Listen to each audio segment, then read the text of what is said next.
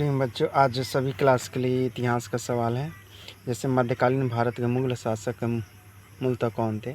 यह चगताई तुर्क थे। भारत में मुगल शासन स्थापित करने के पश्चात जहरुद्दीन मोहम्मद ने अपना नाम क्या रखा था? भारत में जब 1526 ईस्वी में वह युद्ध किया और बाबर वो अपना नाम जो है जहरुद्दीन मोहम्मद ने अपना नाम बदल कर रखा बाबर। और यह खानवा युद्ध से दिल्ली से आगरा तक बाबर की स्थिति सुदृढ़ तत्पश्चात मेदिनी राय पर आक्रमण।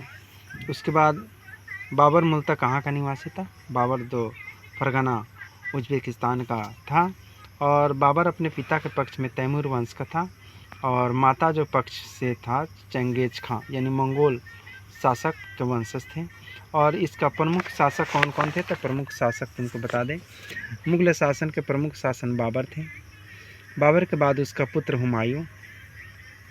और इसका मकबरा कहाँ है? तो बाबर का मकबरा आगरा यानी काबुल में, हुमायूं का मकबरा दिल्ली में।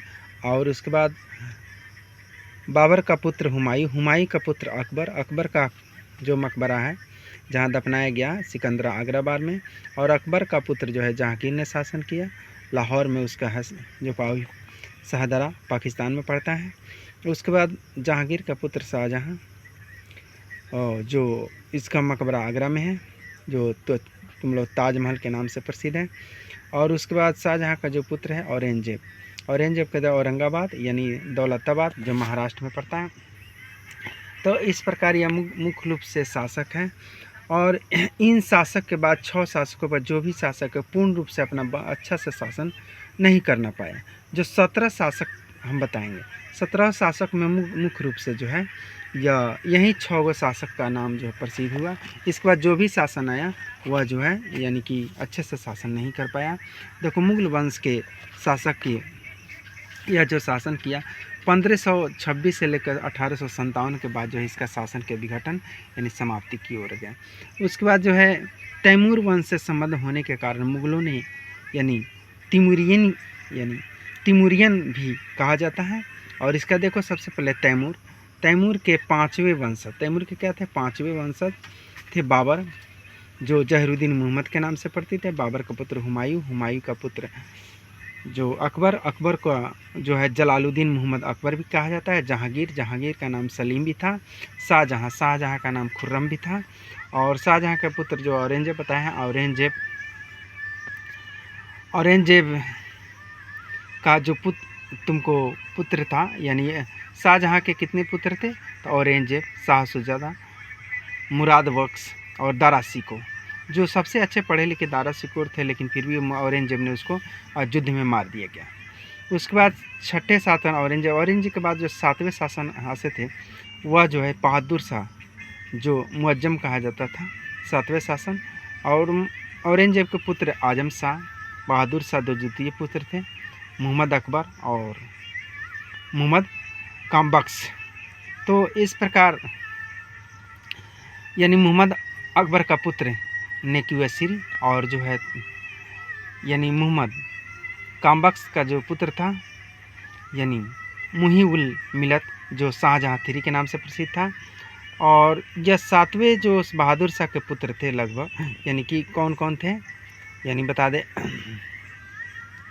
अजीमुन शान, रफ़ीउन शान और जहांदारा शाह और खुजिस्ता अख्तर। तो 7वें के बाद 8वें जो शासन किया यानी जहांदारा शाह ने किया। तो जहांदारा शाह के बाद जो है यानी अजीमुन शाह का पुत्र जो है 9वें में जो है यानी फर्रुखसियार किया। 9वें में कौन किया? फर्रुखसियार किया। तो फर्रुखसियार उसके बाद उसका भतीजा जो चाचा का उसका लड़का था रफ़ी-उन-सिन, जो शाहजहां द्वितीय के नाम से हुआ यानी रफ़ी-उद-दास्ता। उसके बाद जो है 11वें नंबर पर शाहजहां द्वितीय आ जाएगा। और उसके बाद 13वें नंबर पर देखते हैं। तो 13वें नंबर पर तुमको बता दे 11 के बाद 12वां। तो 12वां नंबर पर तो मोहम्मद शाह आया, जो रोशन अख्तर के नाम से। और मोहम्मद शाह के बाद 13वें जो है अहमद शाह बहादुर है। और उस यानी बेदार बख्श उसका पुत्र था, लेकिन उसका नहीं चला। और जो है जहांदारा का पुत्र जो था आलमगीर द्वितीय, उसको राजा बनाया गया।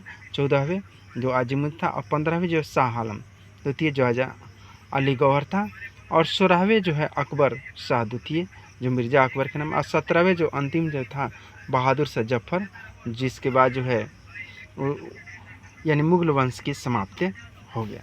तो इस प्रकार इसका यह मुग़ल वंश की जो है यह शासन इस प्रकार भारत में इन लोगों ने 1526 से लेकर 1857 तक किए थे। थैंक यू बच्चों।